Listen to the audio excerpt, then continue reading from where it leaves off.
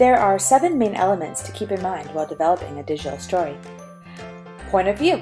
What is the main point of the story, and what's the perspective of the author? A dramatic question.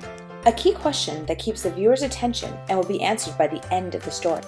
Emotional content. Serious issues that come alive in a personal and powerful way and connects the audience to the story.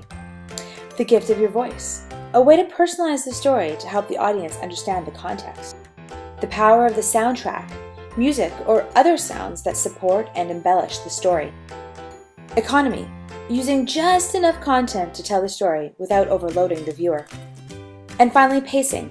The rhythm of the story and how slowly or quickly it progresses. The best way to show how to combine these elements is to demonstrate through an example. Watch the following digital story and see if you can recognize each of these elements at work. The following is a brief dramatization of a case study on climate change. The case of the missing bees. When you hear the phrase climate change, what is the first thing that comes to mind? It is likely the idea of melting ice caps and disappearing glaciers, and images of emaciated polar bears. Although these are examples of the effects of climate change, which is defined as long-term variations in climate variables such as temperature and precipitation, you don't have to travel to the Arctic to find examples. There are many that you can find much closer to home. In 2005, Laura Jones was 5 years into operating a small apple farm. Laura had quit her job as a financial analyst with a large bank and purchased 10 acres in the country. She had 5 acres of orchard planted with big, beautiful red apples and planned on converting more of her land into additional orchards over the next 3 years. Laura had secured agreements with a number of boutique produce shops in town and would sell out nearly all of her crops every year. Laura would spend her Sundays at the local farmer's market and was excited to start to sell some of her ugly fruit to a craft cider brewer. Business was good. Laura's success was in part due to a stable crop that she was able to consistently harvest every year. In 2006, something changed. Her normally consistent bumper crop started to fail. She was unable to fulfill some of her orders, and her beautiful big apples started to shrink in size, and in some cases, the trees failed to produce any apples at all. Laura was confused and a bit nervous. She planned to try some new strategies the next year to see if she could turn things around. In the spring of 2007, Laura noticed that her trees bloomed a bit earlier than the year prior.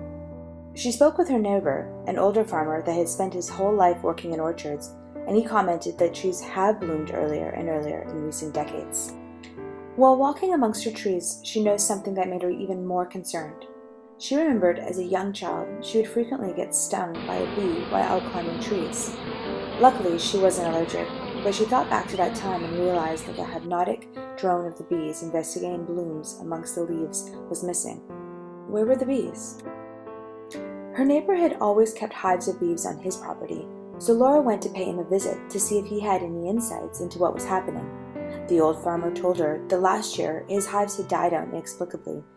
He had replenished his hives this year, but they were struggling. At the farmer's market that week, Laura spoke with some of the other vendors that had stalls near hers. They complained about similar issues. Trevor, a local strawberry farmer, had read about how rising global temperatures were affecting seasons, making it more and more difficult to predict the seasonal changes that signaled when to plant crops. A heated conversation arose amongst the vendors, with some arguing that changes were normal and that was just part of running an agricultural business. Others argued the opposite, that these changes were getting worse and that human behavior was the real culprit. Laura was keen to learn more in order to help her fellow small business operators. She planned to spend her winter researching what was happening and present her findings to her local government representatives. Could there be a connection between these missing bees and her floundering apple crop? Why were her trees blooming so early? And did this play a part in the mystery? And finally, why was there so much debate around human impact on the natural processes that were apparently at play? But Laura needs help. Are you ready?